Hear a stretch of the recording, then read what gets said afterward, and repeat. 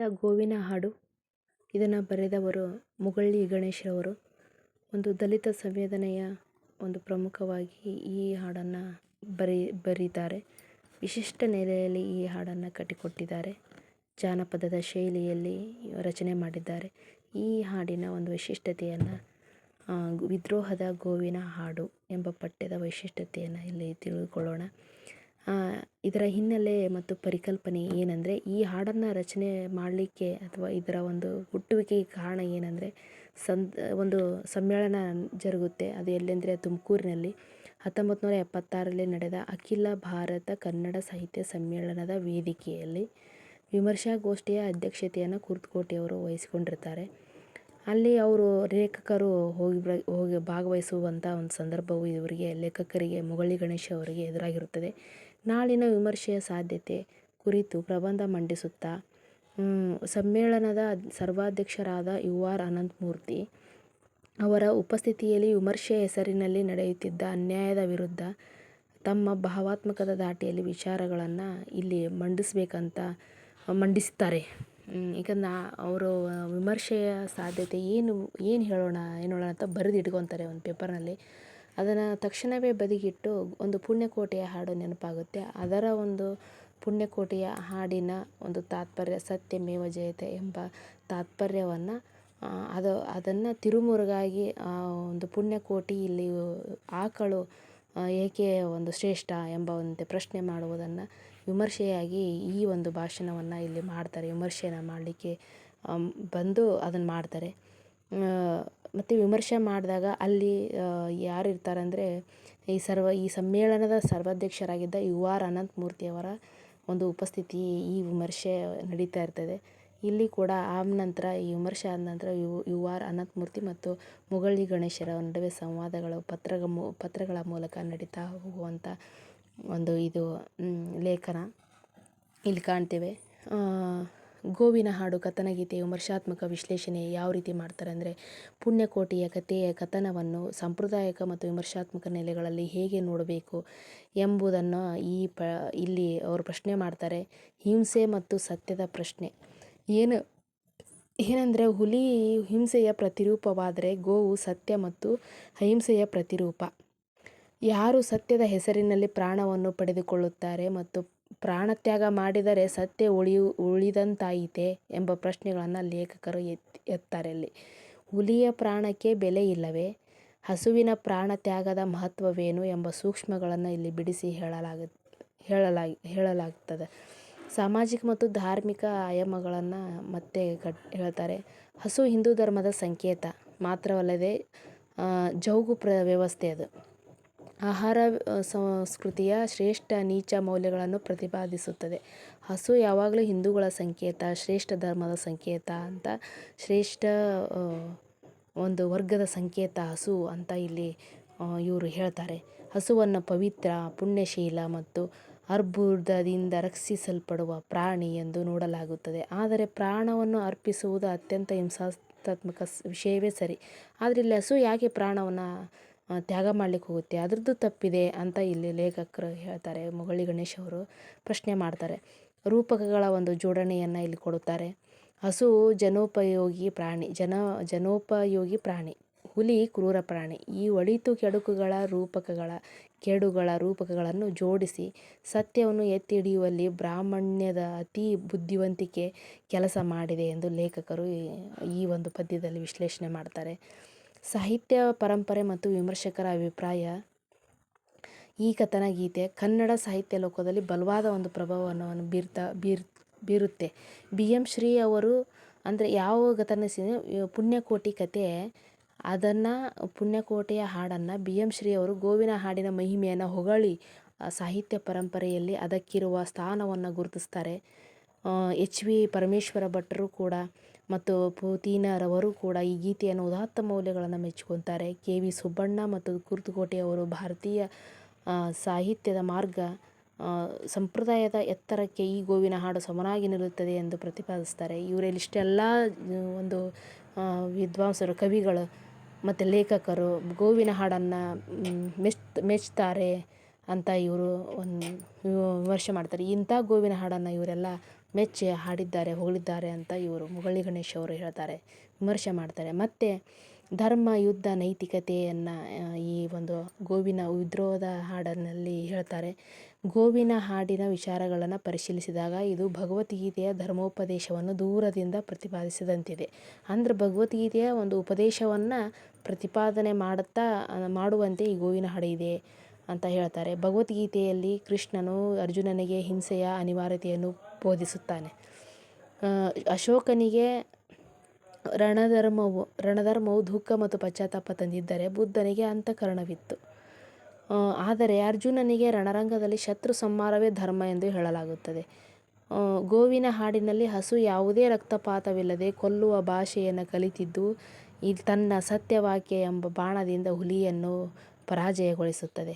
ಅಂದರೆ ಇಲ್ಲಿ ಗೋವು ಹುಲಿಯನ್ನು ಅರ್ಜುನ ಹೇಗೆ ಹಿಂಸೆ ಮಾಡಿ ಕೊನೆಗೆ ಶತ್ರು ಸಂಹಾರವೇ ಧರ್ಮ ಅಂತ ಹೇಗೆ ಮಹಾಭಾರತದಲ್ಲಿ ಅರ್ಜುನನಿಗೆ ರಣಗದಲ್ಲಿ ಕಾಣಿಸುತ್ತೋ, ಕೃಷ್ಣ ಹೇಗೆ ಬೋಧಿಸ್ತಾನೋ ಅದೇ ರೀತಿ ಇಲ್ಲಿ ಗೋವು ಕೂಡ ಹುಲಿಯ ಮೇಲೆ ಮಾಡುತ್ತೆ. ಸತ್ಯವಾಕ್ಯ ಎಂಬ ಬಾಣದಿಂದ ಹಿಡಿದು ಆ ಹುಲಿಯನ್ನು ಸೋಲಿಸಿಬಿಡುತ್ತೆ. ಇದು ಕೂಡ ಇದೇ ಒಂದು ಭಗವದ್ಗೀತೆಯ ಧರ್ಮೋಪದೇಶವನ್ನು ಈ ಗೋವಿನ ಹಾಡು ಹೇಳುತ್ತೆ ಅಂತ ಇವರು ಹೇಳ್ತಾರೆ. ಈ ಪಠ್ಯವು ಸಾಂಪ್ರದಾಯಿಕವಾಗಿ ಪವಿತ್ರವೆಂದು ಭಾವಿಸಲಾದ ಗೋವಿನ ಹಾಡು ಕಥನಗೀತೆಯನ್ನು ಕೇವಲ ಧಾರ್ಮಿಕ ಅಥವಾ ಭಾವನಾತ್ಮಕ ನೆಲೆಯಲ್ಲಷ್ಟೇ ನೋಡದೆ ಅದರ ಹಿಂದಿರುವ ಸತ್ಯ, ಹಿಂಸೆ, ಅಹಿಂಸೆ, ಶ್ರೇಷ್ಠತೆ, ನೈತಿಕತೆ ಮತ್ತು ಸಾಮಾಜಿಕ ರೂಪಕಗಳ ಆಳವಾದ ವಿಮರ್ಶೆಯನ್ನು ಇದು ಮಂಡಿಸುತ್ತೆ. ಸತ್ಯ, ಜ್ಞಾನ ಮತ್ತು ಸಮಾಜದ ವಂಚನೆಯಾಗಿ ಈ ಒಂದು ಹಾಡು ಇವರಿಗೆ ಮುರಳಿ ಗಣೇಶ್ ಅವರಿಗೆ ಕಂಡುಬರ್ತದೆ. ಸತ್ಯ ಮತ್ತು ಅಜ್ಞಾನದ ಅಧಿಕಾರ. ಸತ್ಯ ಎಂದರೆ ಜ್ಞಾನ, ಜ್ಞಾನ ಎಂದರೆ ಧರ್ಮ. ಜ್ಞಾನಿಗಳು ಭಾಷೆಯ ಮೂಲಕ ಸಮಾಜವನ್ನು ಆಳುತ್ತಾರೆ. ಹಸು ತಾನು ಬದುಕಿ ಉಳಿಯಲು ಸತ್ಯ ಎಂಬ ತಂತ್ರವನ್ನು ಬಳಸುತ್ತೆ. ಈ ಜ್ಞಾನಿಗಳು ತಮ್ಮ ಭಾಷೆಯ ಮೂಲಕ ಒಂದು ಒಳ್ಳೆ ಮಾತುಗಳನ್ನು ಹೇಳ್ತಾ ಹೇಗೆ ಸಮಾಜವನ್ನು ಆಳ್ತಾರೋ ಅದೇ ರೀತಿ ಹಸುವು ಕೂಡ ಒಂದು ಸತ್ಯ, ಒಂದು ತಂತ್ರವನ್ನು ಇಟ್ಟುಕೊಂಡು ತಾನು ಉಳ್ಕೊತದೆ ಅನ್ನೋದನ್ನು ಇವರು ಹೇಳ್ತಾರೆ. ದಮನಿತರ ಇಲ್ಲಿ ಬಲಿ ಆಗ್ತದೆ. ಸಮಾಜದಲ್ಲಿ ಯಾರೋ ಕೆಲವರ ಉಳಿವಿಗಾಗಿ ದಮನಿತರ ಸತ್ಯಗಳನ್ನು ಬಲಿ ಕೊಡಲಾಗುತ್ತಿದೆ. ದಮನಿತರು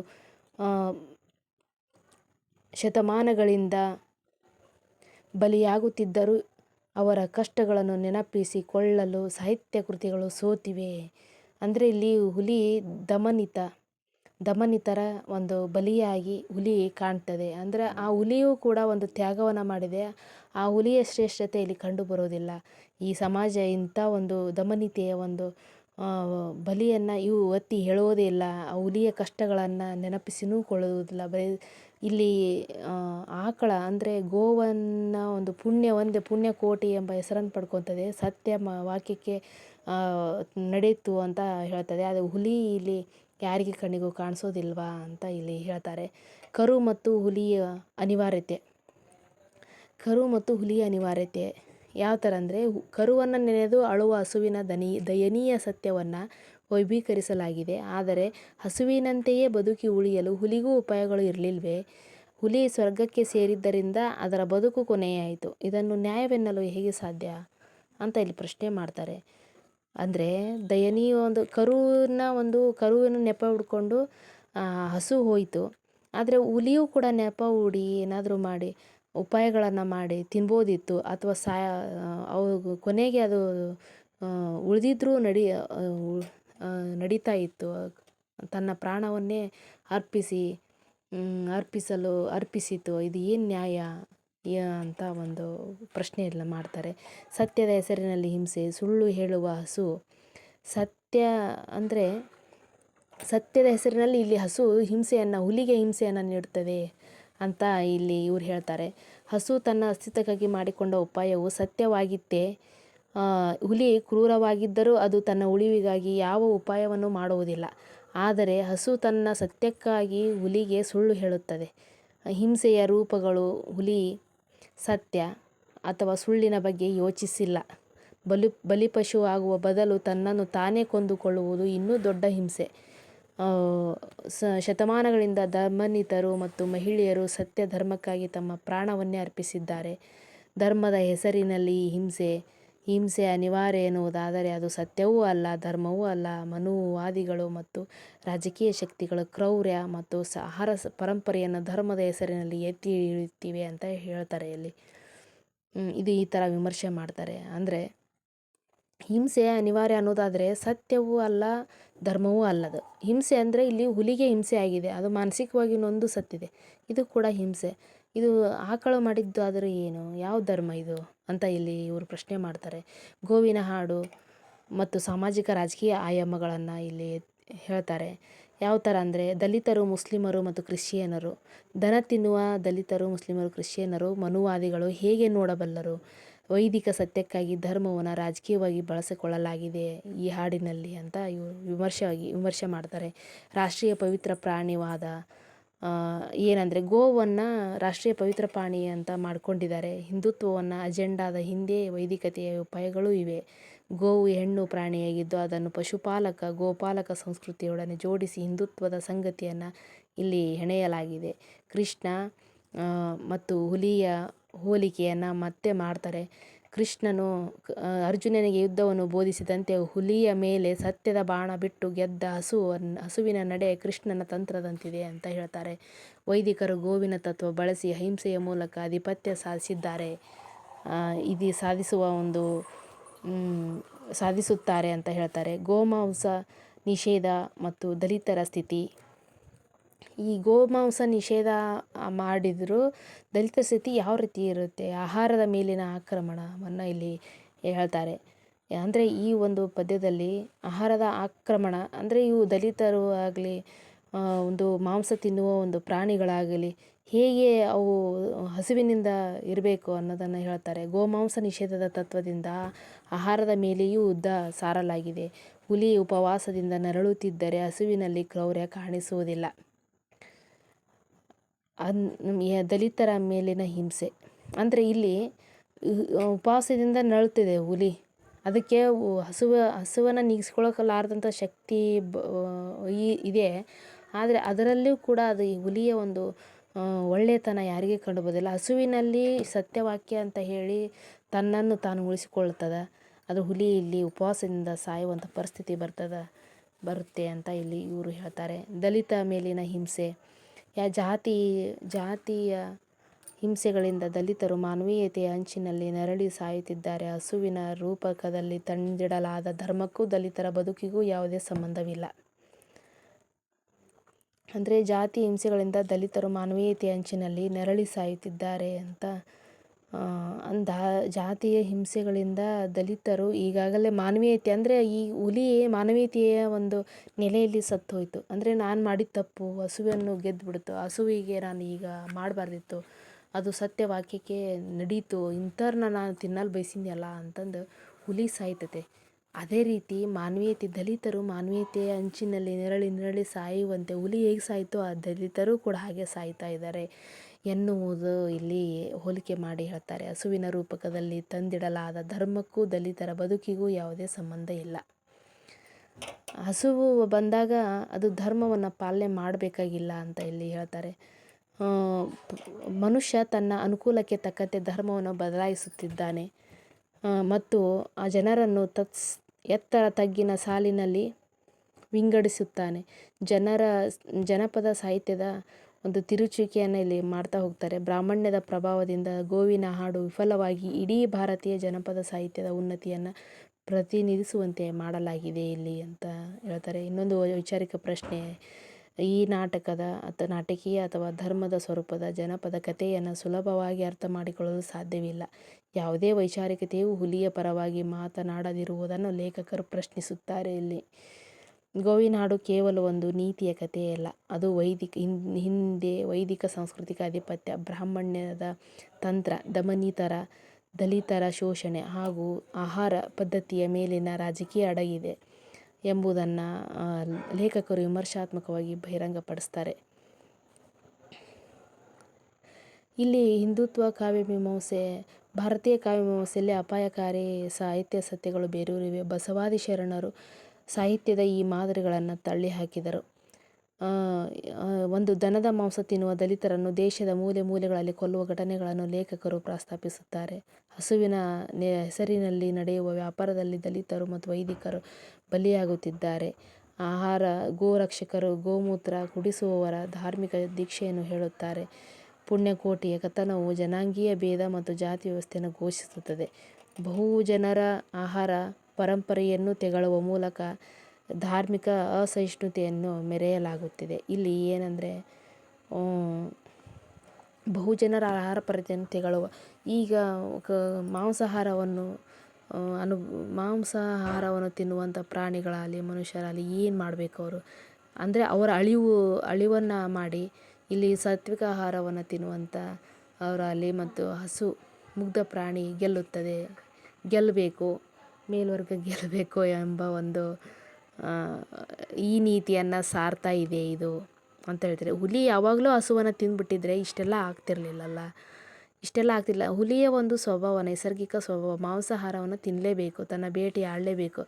ಆದರೆ ಇಲ್ಲಿ ಹುಲಿಗೆ ಏನಾಗಿದ್ರೆ ಅಸಹಾಯಕ ಸ್ಥಿತಿಯನ್ನು ತಂದೊಡ್ಡುವಂಥ ಪರಿಸ್ಥಿತಿ ಕೊನೆಗೆ ಬರ್ತದೆ. ಅದು ಇದೇ ಮತ್ತು ದಲಿತರ ಒಂದು ದೃಷ್ಟಿ ಕೋನವಾಗಿದೆ. ದಲಿತರ ಒಂದು ಸ್ಥಾನದಲ್ಲಿ ಇಲ್ಲಿ ಹುಲಿಯನ್ನು ಬಿಂಬಿಸಲಾಗಿದೆ ಅಂತ ಇವರು ಹೇಳ್ತಾರೆ. ಪಶುಪಾಲಕರ ಸಂಸ್ಕೃತಿ ಮತ್ತು ಬ್ರಾಹ್ಮಣ್ಯದ ವಶೀಕರಣ, ಇದ್ರ ಬಗ್ಗೆ ಹೇಳ್ತಾರೆ. ಜನಪದರ ನಿಲುವಿನ ತಿರುಚುವಿಕೆ. ಬಯಲು ಸೀಮೆಯ ಜನಪದ ಮೂಲಕ ದನ ಕಾಯುವ ಪಶುಪಾಲಕರು. ಅವರಿಗೆ ಹಸುವೂ ಗೊತ್ತು, ಹುಲಿಯೂ ಗೊತ್ತು. ಅವರು ಅವುಗಳನ್ನು ಜಾತಿ ಧರ್ಮಗಳ ನೆಲೆಯಲ್ಲಿ ವಿಂಗಡಿಸಿರಲಿಲ್ಲ. ಮತ್ತು ಪ್ರತೀಕಗಳ ಬದಲಾವಣೆ. ಬ್ರಾಹ್ಮಣ್ಯವು ಈ ಪಶುಪಾಲನಾ ಸಂಸ್ಕೃತಿಯಲ್ಲಿ ತನ್ನದಾಗಿಸಿಕೊಂಡಿತು. ಶೂದ್ರ ದಲಿತರ ಸಂಕೇತವಾಗಿದ್ದ ಹಸುವನ್ನು ಬ್ರಾಹ್ಮಣರ ಪವಿತ್ರ ಹಸು ಎಂದು ಪರಿವರ್ತಿಸಲಾಯಿತು. ಶ್ರೀಕೃಷ್ಣನ ಇನಾವು ತಂತ್ರ. ಈ ಹಾಡಿನಲ್ಲಿ ಶ್ರೀಕೃಷ್ಣನ ಇನಾವು ಉಪಾಯ ತಂತ್ರವನ್ನು ಇಲ್ಲಿ ಹೇಳ್ತಾರೆ. ಸತ್ಯದ ಹೆಸರಿನಲ್ಲಿ ಸಾಯಿಸುವಂತೆ ಮಾಡಿದ ವಿಚಿತ್ರ ಕ್ರೌರ್ಯವನ್ನು ಇಲ್ಲಿ ಕಾಣಬಹುದು. ಇಲ್ಲಿ ಹುಲಿಯ ನೈತಿಕ ಸ್ಥಿತಿ. ಹುಲಿಯನ್ನು ಪಾಪಕೃತ್ಯ ಮಾಡಿದೆ ಎಂದು ಭಾವಿಸುವಂತೆ ಮಾಡಿ ಪುನರ್ಜನ್ಮದ ನಂಬಿಕೆಗಳನ್ನು ಈ ಗೀತೆಯಲ್ಲಿ ಜೋಡಿಸಲಾಗಿದೆ. ಮತ್ತು ಪ್ರಾಣತ್ಯಾಗದ ಒಂದು ಪ್ರಶ್ನೆ. ಹುಲಿ ತನ್ನ ಮಕ್ಕಳನ್ನು ತೊರೆದು ಹಸುವಿಗೆ ಬಲಿಯಾಯಿತೆ. ಪ್ರಾಣ ಉಳಿಸಿಕೊಂಡ ಹಸುವಿಗೆ ಪುಣ್ಯ ಲಭಿಸಿದರೆ ತನ್ನ ಪ್ರಾಣವನ್ನೇ ತ್ಯಜಿಸಿದ ಹುಲಿಗೆ ಮಹಾಪಾಪ ಬಂತೆ ಎಂಬ ಒಂದು ಪಾಪ ಪುಣ್ಯಗಳ ಒಂದು ಇಲ್ಲಿ ಸರಣಿಯನ್ನು ಹೇಳ್ತಾರೆ. ಈ ಒಂದು ಪ್ರತಿಬಿಂಬವು ಆಗುವಂಥ ಈ ಪದ್ಯವಾಗಿದೆ ಅಂತ ಇವರು ವಿಮರ್ಶೆ ಮಾಡ್ತಾರೆ. ಹಿಂಸೆಯನ್ನು ತಡೆದು ತನ್ನ ಪ್ರಾಣವನ್ನು ಅರ್ಪಿಸಿಕೊಂಡ ಹುಲಿಯ ನಡೆ ನಿಜವಾದ ಪುಣ್ಯವಲ್ಲವೇ? ಇದನ್ನು ಹಿಂದೂ ಧರ್ಮದ ಪಾಪ ಪುಣ್ಯಗಳ ವೈರುಧ್ಯಾಭ್ಯಾಸವೆಂದು ಲೇಖಕರು ಎತ್ತಿ ಹಿಡಿಯುತ್ತಾರೆ.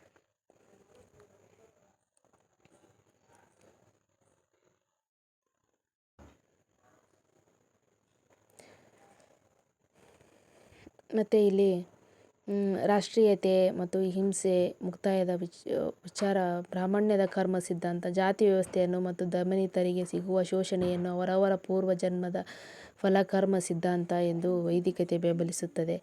ಶಿವ ವರ್ಸಸ್ ವಿಷ್ಣು, ಶುಭ ವರ್ಸಸ್ ದುಷ್ಟ.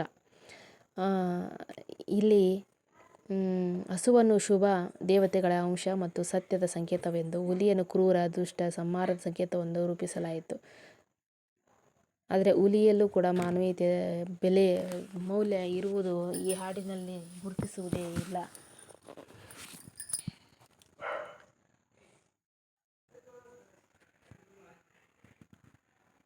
ಮತ್ತು ನಂತರ ವಿದ್ರೋಹದ ಗೋವಿನ ಹಾಡು ಪ್ರಬಂಧ ಸಾಂಪ್ರದಾಯಿಕವಾಗಿ ಈ ನೀತಿಕತೆಯ ಮುಖವಾಡವನ್ನು ಕಳಚಿ ಧರ್ಮದ ಹೆಸರಿನಲ್ಲಿ ನಡೆಯುವ ಹಿಂಸೆ, ಆಹಾರ ಪದ್ಧತಿಯ ರಾಜಕೀಯ, ಬ್ರಾಹ್ಮಣ್ಯದ ಸಾಂಸ್ಕೃತಿಕ ಆಧಿಪತ್ಯ ಮತ್ತು ದಮನಿತರ ಮೇಲಿನ ಶೋಷಣೆಯನ್ನು ಅತ್ಯಂತ ಧೈರ್ಯವಾಗಿ ಮತ್ತು ವೈಚಾರಿಕವಾಗಿ ನಿಕಷಕ್ಕೆ ಒಡ್ಡುತ್ತದೆ. ಗೋಪೂಜೆ, ಆಹಾರ ಸಂಸ್ಕೃತಿ ಮತ್ತು ದ್ವೇಷದ ರಾಜಕಾರಣ. ಅಸ್ಪೃಶ್ಯತೆ ಮತ್ತು ಗೋಪೂಜೆ. ಎಲ್ಲರೂ ಗೋಪೂಜೆ ಮಾಡಬೇಕೆಂದು ಒತ್ತಾಯಿಸುವವರು ಅಸ್ಪೃಶ್ಯರನ್ನು ದೂರವಿಡುವ ಅಸಮಾನತೆಯನ್ನು ಮುಂದುವರಿಸುತ್ತಿದ್ದಾರೆ.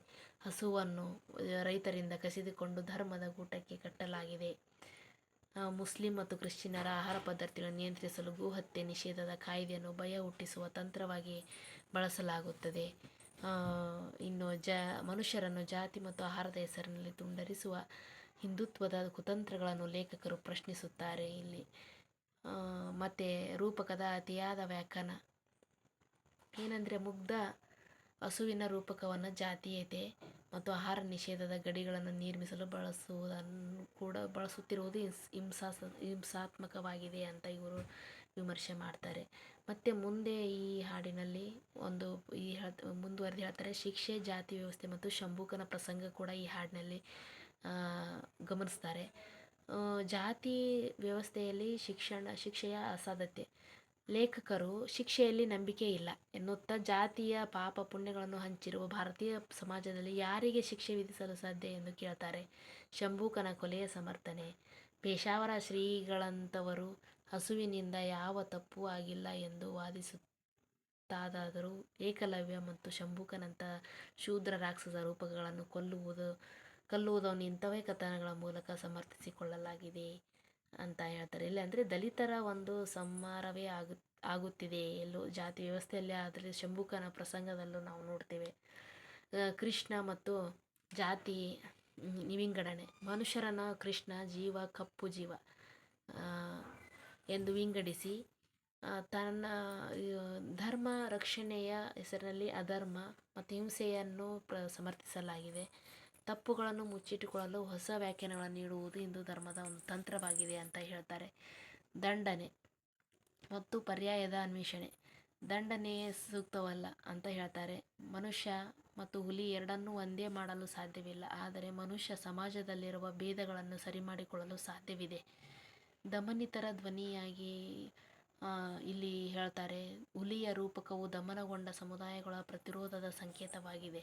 ದಮನಿತರ ಸಾಹಿತ್ಯ ಪರಂಪರೆಗಳನ್ನು ನಾಶಪಡಿಸಿ ಯಜಮಾನ ಸಂಸ್ಕೃತಿಯ ಧರ್ಮಗಳನ್ನು ಹೇರಲಾಗುತ್ತಿದೆ ಅಂತ ಹೇಳ್ತಾರೆ. ಗೆಲುವು ಸೋಲುಗಳ ವಿಮರ್ಶೆಯನ್ನು ಮಾಡ್ತಾರೆ. ಸೋತು ಹೋದ ಅರ್ಥಗಳಿಗಿಂತ ಗೆದ್ದ ಅರ್ಥಗಳು ಸಾಂಸ್ಕೃತಿಕವಾಗಿ ವಿಜೃಂಭಿಸುತ್ತವೆ. ಹಸುವಿನ ನಡೆ ನಿಜಕ್ಕೂ ಅರ್ಥಪೂರ್ಣವೇ ಅಥವಾ ಹುಲಿಯ ದಮನಕ್ಕೊಳಗಾದ ಸೋಲು ಮಾನವೀಯವೇ ಎಂಬುದು ಮರುಚಿಂತನೆ ಮಾಡಬೇಕಿದೆ ಎಂದು ಹೇಳ್ತಾರೆ. ಗೋಮುಖ ವ್ಯಾಘ್ರ ಮತ್ತು ದಲಿತರ ಮೇಲಿನ ಹಿಂಸೆ. ನಿಜವಾದ ಹಿಂಸಾಪರತೆ ಗೋಮಾಂಸದ ಹೆಸರಿನಲ್ಲಿ ದಲಿತರು ಮತ್ತು ಅಲ್ಪಸಂಖ್ಯಾತರನ್ನು ಕೊಲ್ಲುವ ಮನಸ್ಥಿತಿ ಗೋಮುಖ ವ್ಯಾಘ್ರದಲ್ಲಿ ನೆಲೆಸಿದೆ. ಅಂದರೆ ಹಸುವಿನ ಮುಖವಾಡ ತೊಟ್ಟ ಹುಲಿ ಅಂತ ಅರ್ಥ. ಗೋಮುಖ ವ್ಯಾಘ್ರ ಅಂದರೆ ಹಿಂಸೆಯ ವಿರೋಧಾಭಾಸ. ಧರ್ಮದ ಹೆಸರಿನಲ್ಲಿ ದಲಿತರನ್ನು ಕೊಲ್ಲುವುದು, ಪ್ರಾಣಿಗಳನ್ನು ಕೊಲ್ಲುವುದು ತಿನ್ನುವುದಕ್ಕಿಂತಲೂ ಅತ್ಯಂತ ಭೀಕರ ಮತ್ತು ಕ್ರೂರವಾದದ್ದು ಎಂದು ಹೇಳ್ತಾರೆ. ಹುಲಿಯ ನಿರಪರಾಧಿತ ಮತ್ತು ಕ್ರೌರ್ಯ. ಹುಲಿ ಯಾವುದೇ ತಪ್ಪು ಮಾಡದಿದ್ದರೂ ಅದರ ಮನಸ್ಸಿನಲ್ಲಿ ಪಾಪ ಪ್ರಜ್ಞೆಯನ್ನು ತುಂಬಿ ಅದು ತನ್ನನ್ನೇ ತಾನು ಕೊಲ್ಲುವಂತೆ ಮಾಡುವುದು ದೈಹಿಕ ಹಿಂಸೆಗಿಂತಲೂ ದೊಡ್ಡ ಸಾಂಸ್ಕೃತಿಕ ಮತ್ತು ಮಾನಸಿಕ ಹಿಂಸೆಯಾಗಿದೆ ಎಂದು ಹೇಳ್ತಾರೆ. ಒಟ್ಟಾರೆ ಈ ಭಾಗದ ಲೇಖಕರು ಗೋಹತ್ಯೆ ನಿಷೇಧದ ಸಾಂಸ್ಕೃತಿಕ ಆಕ್ರಮಣ, ಶೂದ್ರ ದಲಿತರ ಮೇಲಿನ ಸಾಂಸ್ಕೃತಿಕ ಮತ್ತು ಭೌತಿಕ ಹಿಂಸೆ, ಜಾತಿ ವ್ಯವಸ್ಥೆಯಲ್ಲಿ ಧರ್ಮದ ಹೆಸರಿನಲ್ಲಿ ನಡೆಯುವ ಅನ್ಯಾಯಗಳು, ದಮನಿತರ ಧ್ವನಿಯನ್ನು ಅಡಗಿಸುವ ವೈದಿಕ ತಂತ್ರಗಳನ್ನು ಅತ್ಯಂತ ತೀಕ್ಷ್ಣವಾಗಿ ವೈಚಾರಿಕವಾಗಿ ಪ್ರಶ್ನಿಸಿದ್ದಾರೆ ಅಂತ ಹೇಳಬಹುದು. ಆನಂತರ ಸಾಂಸ್ಕೃತಿಕ ಬಿಕ್ಕಟ್ಟು, ಮಾನವ ಮೌಲ್ಯಗಳು, ಮಾನವನ ಮಾನಸಿಕ ಹಿಂಸೆಯ ಭೀಕರತೆ. ಹೊಡೆಯುತ್ತಿರುವವನು ಕಣ್ಣಿಗೆ ಕಾಣಿಸುವುದಿಲ್ಲ, ತಾನು ಘೋರ ಪಾಪ ಮಾಡಿದ್ದೇನೆ ಎಂದು ಭಾವಿಸುವಂತೆ ಮಾಡಿ ಸಮಾಜವು ಪ್ರಾಣಿಯನ್ನು ತಾನೇ ಸ್ವಯಂ ದಂಡನೆಗೆ ಗುರಿಪಡಿಸಿಕೊಳ್ಳುವಂತೆ ಮಾಡುವುದು ಭೌತಿಕ ಹಿಂಸೆಗಿಂತಲೂ ಅಪಾಯಕಾರಿ ಅಂತ ಹೇಳ್ತಾರೆ. ಹೊಸ ಮೌಲ್ಯಗಳ ಅಗತ್ಯತೆಯನ್ನು ಕುರಿತು ಹೇಳ್ತಾರೆ. ಹಳೆಯ ಅರ್ಥದ ಸಂಕೋಲೆಗಳಿಂದ ಬಿಡುಗಡೆ ಹೊಂದಿದಾಗ ಮಾತ್ರ ಹೊಸ ಮಾನವ ಒಪ್ಪಂದಗಳು, ಹೊಸ ಮಾನವೀಯ ಮೌಲ್ಯಗಳು ಹಾಗೂ ಸಂವಾದಗಳು ಸಾಧ್ಯವಾಗುತ್ತವೆ. ಮೊಗಸಾಲೆಯವರ ಭಾಷಣ ಮತ್ತು ಅನಂತಮೂರ್ತಿಯವರ ಪತ್ರ ಸಂವಾದ. ತುಮಕೂರಿನ ಸಾಹಿತ್ಯ ಸಮ್ಮೇಳನದಲ್ಲಿ ಲೇಖಕರು ಮಾಡಿದ ಭಾಷಣದ ವಿಚಾರಗಳು. ಸಮ್ಮೇಳನ ಮುಗಿದ 1.5 ತಿಂಗಳ ನಂತರ ಪ್ರಸಿದ್ಧ ಸಾಹಿತಿ ಯು. ಆರ್. ಅನಂತಮೂರ್ತಿಯವರು ಲೇಖಕರ ನಡುವೆ ಪತ್ರ ಸಂವಾದ ಕಾರಣವಾಯಿತು. ಅಂದರೆ ಯು. ಆರ್. ಅನಂತಮೂರ್ತಿಯವರು ಲೇಖಕರಿಗೆ ಒಂದು ಪತ್ರ ಬರೀತಾರೆ. ಆ ಪತ್ರದಲ್ಲಿ ಈ ಥರ ಇರುತ್ತೆ. ರೂಪಕಗಳ ಪ್ರಶ್ನೆ. ಹುಲಿ, ಹಸು ಮತ್ತು ಎಂಬ ರೂಪಕಗಳು ಇಂದಿನ ದಲಿತರಿಗೆ ನಿಜವಾಗಿಯೂ ಉಪಯುಕ್ತವೇ ಎಂಬ ಅನುಮಾನವನ್ನು ಅನಂತಮೂರ್ತಿಯವರು ವ್ಯಕ್ತಪಡಿಸ್ತಾರೆ. ಇಲ್ಲಿ ಒಂದು ಪ್ರಶ್ನೆ ಕೇಳ್ತಾರೆ ಅನಂತಮೂರ್ತಿಯವರು. ಹುಲಿ ಮತ್ತು ಹಸು ಎಂಬ ರೂಪಕಗಳು ಇಂದಿನ ದಲಿತರಿಗೆ ನಿಜವಾಗಿಯೂ ಉಪಯುಕ್ತವೇ ಅಂತ ಕೇಳ್ತಾರೆ. ದಲಿತರ ಆಕಾಂಕ್ಷೆ. ಸುಧಾರಕ ಪ್ರವೃತ್ತಿಯ ಸಮಾಜದಲ್ಲಿ ದಲಿತರು ಮಧ್ಯಮ ವರ್ಗವಾಗುತ್ತಿದ್ದಾರೆ. ಆದರೆ ದಲಿತರ ಹಿತೈಷಿ ಎಂದು ಹೇಳಿಕೊಳ್ಳುವವರಿಗೆ ದಲಿತರು ಹೀಗೆ ಬದಲಾಗುವುದು ಇಷ್ಟವಿಲ್ಲವೇ? ಹುಲಿಯ ಸತ್ಯ. ಹಸುವು ತನ್ನ ವರ್ಗ ಜಾತಿಯಿಂದಲೇ ಅಲ್ಲದೆ ಜಗತ್ತಿನ ಮೂಲೆಯಲ್ಲಿರುವ ಸತ್ಯ ಮತ್ತು ಚೈತನ್ಯದ ಶಕ್ತಿಯನ್ನು ಅನ್ವಯಿಸಿಕೊಳ್ಳಬಲ್ಲದು. ಆದರೆ ನೀವು ಹೇಳುತ್ತಿರುವ ಹುಲಿಯ ಸತ್ಯ ಎಂತಹುದು ಎಂದು ಅನಂತಮೂರ್ತಿಯವರು ಇಲ್ಲಿ ಪ್ರಶ್ನೆ ಮಾಡಿ ಒಂದು ಪತ್ರವನ್ನು ಬರೀತಾರೆ. ಅನಂತಮೂರ್ತಿಯವರ ವೈಚಾರಿಕ ಒಂದು ವಿಶ್ಲೇಷಣೆಯನ್ನು ನೋಡೋದಾದರೆ, ಬ್ರಾಹ್ಮಣದ ಸ್ವರೂಪ. ಬ್ರಾಹ್ಮಣ್ಯದ ವಿರುದ್ಧ ಬರೆಯುವುದು ಒಂದು ಫ್ಯಾಷನ್ ಆಗಿದೆ. ಕೆಲವರು ಬ್ರಾಹ್ಮಣ್ಯವನ್ನು ಅತಿ ಸರಳೀಕರಿಸಿ ನೋಡ್ತಾರೆ. ಆದರೆ ಹೀಗೆ ನೋಡುವವರೇ ಕೊನೆಗೆ ಬ್ರಾಹ್ಮಣರಂತೆ ವರ್ತಿಸಲು ಶುರು ಮಾಡ್ತಾರೆ. ರಾಮಾಯಣ ಮಹಾಭಾರತದ ಉದಾಹರಣೆಗಳನ್ನು ಕೊಡ್ತಾರೆ. ಶಂಭುಕನು ಸ್ವರ್ಗಕ್ಕೆ ಹೋಗಲು ತಪಸ್ಸು ಮಾಡಿದ್ದರಿಂದ ರಾಮನು ಅವನ ಗರ್ವವನ್ನು ದಂಡಿಸ್ತಾನೆ. ಯಾಕಂದರೆ ಶಂಭುಕ ಒಂದು ಏನಂದರೆ, ದೇಹ ಸಮೇತ ನಾನು ಸ್ವರ್ಗಕ್ಕೆ ಹೋಗಬೇಕು ಅಂತ ತಪಸ್ಸು ಮಾಡ್ತಿರ್ತಾನೆ. ಅದನ್ನು ರಾಮ ಗರ್ವವನ್ನು ಶಂಭುಕನ ಗರ್ವವನ್ನು ದಂಡಿಸಿದನು ಅಂತ ಇಲ್ಲಿ ಅನಂತಮೂರ್ತಿಯವರು ಬರೀತಾರೆ. ಬ್ರಾಹ್ಮಣನಾದ ರಾವಣ ಅಂದರೆ ಅಹಂಕಾರಕ್ಕಾಗಿ ರಾಮ ಅವನನ್ನು ಶಿಕ್ಷಿಸಿದನು. ಅಹಂಕಾರವನ್ನು ದಮನಗೊಳಿಸಲೆಂದೇ ಶಿಕ್ಷಿಸಿದನು ಅಂತ ಇವರು ಹೇಳ್ತಾರೆ. ಪ್ರಜಾಪ್ರಭುತ್ವ ಮತ್ತು ಗಾಂಧಿ. ಪ್ರಜಾಪ್ರಭುತ್ವದಲ್ಲಿ ರಾಜ್ಯಾಂಗಬದ್ಧ ವ್ಯಕ್ತಿಯ ಕಲ್ಪನೆ ಇದೆ. ಗಾಂಧೀಜಿಯವರು ಕೂಡ ಹಸುವಿನ ರಕ್ಷಣೆಗಾಗಿ ತಮ್ಮ ಪ್ರಾಣವನ್ನೇ ನೀಡಲು ಸಿದ್ಧರಾಗಿದ್ದರು. ಅಯೋಧ್ಯೆಯ ಬಿಕ್ಕಟ್ಟು. ಅಯೋಧ್ಯೆ ರಾಜಕೀಯ ಗೊಂದಲದಿಂದ ಹೊರಬರಲು ನಿರ್ಧರಿಸುತ್ತಾ ರಾಮನಿಗೆ ದೇವಾಲಯ ಕಟ್ಟುವುದು ಹೇಗೆ ಅನಿಸಿತು ಎಂಬ ಪ್ರಶ್ನೆಯೊಂದಿಗೆ ಅನಂತಮೂರ್ತಿಯವರು ತಮ್ಮ ಪತ್ರವನ್ನು ಮುಕ್ತಾಯಗೊಳಿಸುತ್ತದೆ. ಈ ಪತ್ರದಲ್ಲಿ ಈ ಒಂದು ಅಂಶಗಳನ್ನು ಒಳಗೊಂಡಿರುತ್ತದೆ. ಆಮೇಲೆ ಈ ಪತ್ರವನ್ನು ಲೇಖಕರು ಓದಿ ಆ ಪತ್ರಕ್ಕೆ ಮರುಕ್ರಿಯೆಯನ್ನು ಆರಂಭ ಮಾಡ್ತಾರೆ. ಲೇಖಕರು ಯು ಆರ್ ಅನಂತಮೂರ್ತಿ ಅವರ ಪತ್ರಕ್ಕೆ ಗೌರವಪೂರ್ವಕವಾಗಿ ತಮ್ಮ ಉತ್ತರ ಬರೆಯಲು ತೊಡಗುತ್ತಾರೆ. ನಮ್ಮ ಕಾಲದ ಪ್ರಮುಖ ಲೇಖಕರಾದ ಅನಂತಮೂರ್ತಿಯವರ ಪ್ರತಿಯೊಂದು ಮಾತು ಚರ್ಚೆಗೆ ಅರ್ಹವಾದುದು ಎಂದು ಒಪ್ಪಿಕೊಳ್ಳುತ್ತಾರೆ. ಏನಂದರೆ, ಯು ಆರ್ ಅನಂತಮೂರ್ತಿ ಮತ್ತು ಲೇಖಕರ ನಡುವಿನ ವೈಚಾರಿಕ ಪತ್ರ ಸಂವಾದವನ್ನು ಅನಾವರಣಗೊಳಿಸುತ್ತದೆ. ಇದರಲ್ಲಿ ಗೋವಿನ ಹಾಡು, ರೂಪಕಗಳ ಮಿತಿ, ದಲಿತ ಬದುಕಿನ ವಾಸ್ತವ, ಬ್ರಾಹ್ಮಣ್ಯದ ಸ್ವರೂಪ, ಗಾಂಧಿ ರಾಮಾಯಣಗಳ ಸಾಂಸ್ಕೃತಿಕ ಚೌಕಟ್ಟು ಕುರಿತು ಆಳವಾದ ಸಾಹಿತ್ಯ ಮತ್ತು ಸಾಮಾಜಿಕ ಚರ್ಚೆ ನಡೆದಿದೆ. ಇದು ಮತ್ತೆ ಬ್ರಾಹ್ಮಣ್ಯ ಸೌಹಾರ್ದತೆ ಕುರಿತಾದ ವಿಮರ್ಶೆ. ಬ್ರಾಹ್ಮಣ್ಯ ಸ್ವರೂಪ. ಬ್ರಾಹ್ಮಣ್ಯವನ್ನು ಒಂದು ನಿರ್ದಿಷ್ಟ ಜಾತಿಗೆ ಸೀಮಿತಗೊಳಿಸದೆ ಅದೊಂದು ಅಪಾಯಕಾರಿ ಮಾನವ ಶೋಷಣೆಗೆ ಮನಸ್ಥಿತಿ ಮತ್ತು ಆಧಿಪತ್ಯಶಾಹಿ ಧೋರಣೆ ಎಂದು ಲೇಖಕರು ವಿಶ್ಲೇಷಿಸುತ್ತಾರೆ. ಇದು ಮೇಲ್ವರ್ಗದ ಯಜಮಾನಿಕೆಯನ್ನು ಉಳಿಸಿಕೊಳ್ಳಲು ನೈತಿಕ ಮತ್ತು ಧಾರ್ಮಿಕ ಹಿಂಸೆಯನ್ನು ಬಳಸುತ್ತದೆ ಎಂದು ಲೇಖಕರು ಹೇಳ್ತಾರೆ. ಗೋವಿನ ಹಾಡು ಕಥೆಯ ಮರುಪರಿಶೀಲನೆ ಸಾಂಪ್ರದಾಯಿಕವಾಗಿ ಪುಣ್ಯಕೋಟಿಯ ಸತ್ಯಪ್ರಿಯತೆಯನ್ನು ಕೊಂಡಾಡುತ್ತದೆ. ಆದರೆ ಲೇಖಕರು ಇದನ್ನು ಕೇವಲ ಸತ್ಯದ ವಿಜಯವಾಗಿ ನೋಡದೆ, ಹುಲಿಯನ್ನು ಅಂದರೆ ಶ್ರಮಜೀವಿ ಅಥವಾ ಶೂದ್ರ ಸಂಕೇತ, ತನ್ನ ಆತ್ಮಸಾಕ್ಷಿಯ ಹೆಸರಿನಲ್ಲಿ ಆತ್ಮಹತ್ಯೆಗೆ ಶರಣಾಗತಿ ತಳ್ಳುವ ತಂತ್ರವೆಂದು ವಿಶ್ಲೇಷಿಸುತ್ತಾರೆ. ಇಲ್ಲಿ ಕೊನೆಗೆ ಹಿಂಸೆ ಮತ್ತು ಕೊಲೆಯ ಪ್ರಜ್ಞೆಯನ್ನು ಹುಲಿಯಲ್ಲಿ ಮೂಡಿಸಿ ಅದು ಸ್ವತಃ ಸಾಯುವಂತೆ ಮಾಡುವ ತಂತ್ರ ಇಲ್ಲಿದೆ ಅಂತ ಇವರು ವಾದ ಮಾಡ್ತಾರೆ. ಮತ್ತು ಅಸ್ಪೃಶ್ಯತೆ ಮತ್ತು ಸಾಂಸ್ಕೃತಿಕ ತಂತ್ರಗಳು ಬರ್ತವೆ. ಇದು ಹುಲಿ ಮತ್ತು ಹಸು ಎರಡೂ ಕೃಷಿಕ ಪಶುಪಾಲಕ ಸಮುದಾಯದ ಪ್ರಕೃತಿ ಸಂಕೇತಗಳಾಗಿದ್ದರೂ ಅವುಗಳನ್ನು ಹಿಂದೂ ಧರ್ಮದ ಚೌಕಟ್ಟಿನಲ್ಲಿ ಪಳಗಿಸಿ ಶೂದ್ರ ದಲಿತರ ಪ್ರಜ್ಞೆಯನ್ನು ಮರೆಮಾಚಲು ಬಳಸಲಾಗಿದೆ ಅಂತ ಹೇಳ್ತಾರೆ.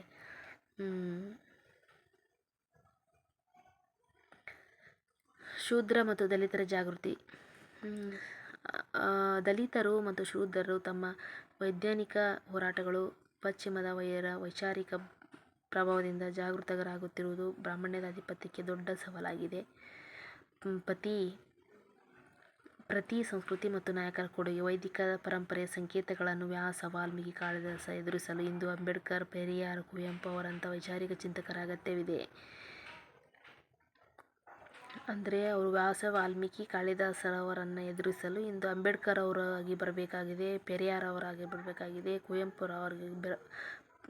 ಅವರಾಗಿ ಒಂದು ವೈಚಾರಿಕ ಚಿಂತನೆಯನ್ನು ಹುಟ್ಟು ಹಾಕುವಂಥ ಒಂದು ಅವಶ್ಯಕತೆ ಇದೆ ಅಂತ ಇಲ್ಲಿ ಹೇಳ್ತಾರೆ.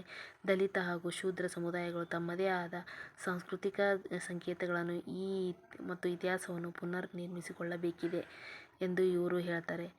ಸಾಂಪ್ರದಾಯಿಕ ಕಥೆಗಳು ಮತ್ತು ಧಾರ್ಮಿಕ ನಂಬಿಕೆಗಳ ಹಿಂದೆ ಅಡಗಿರುವ ಸಂಸ್ಕೃತಿ ರಾಜಕೀಯವನ್ನು ಪ್ರಶ್ನಿಸುತ್ತದೆ. ಆಧಿಪತ್ಯವನ್ನು ಪ್ರಶ್ನಿಸಲು ದಲಿತ ಶೂದ್ರ ಸಮುದಾಯಗಳು ವೈಚಾರಿಕ ಜಾಗೃತಿ ಮತ್ತು ತಮ್ಮದೇ ಆದ ಸಾಂಸ್ಕೃತಿಕ ಗುರುತನ್ನು ಕಂಡುಕೊಳ್ಳುವುದು ಅತ್ಯಗತ್ಯ ಎಂಬುದನ್ನು ಇಲ್ಲಿ ಹೇಳ್ತಾರೆ.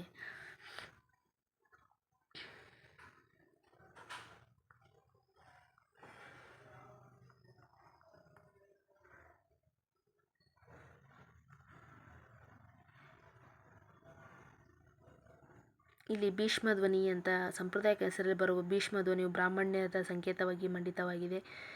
ದಲಿತ ನಂತರ ಪ್ರತಿರೋಧ, ಕನಕದಾಸರು, ಮಂಟೇಸ್ವಾಮಿ, ಮಾದಾರ ಚೆನ್ನಯ್ಯ, ಜಾನಪದ ಪರಂಪರೆಯಂಥ ಶೂದ್ರ ದಲಿತರ ಸಂತರು, ಚಿಂತಕರು ಶ್ರೇಣೀಕೃತ ವ್ಯವಸ್ಥೆಯ ವಿರುದ್ಧ ತಮ್ಮದೇ ಆದ ಸಾಂಸ್ಕೃತಿಕ ಅಸ್ಮಿತೆಯನ್ನು ಪ್ರತಿರೋಧರನ್ನು ಕೊಟ್ಟಿದ್ದಾರೆ.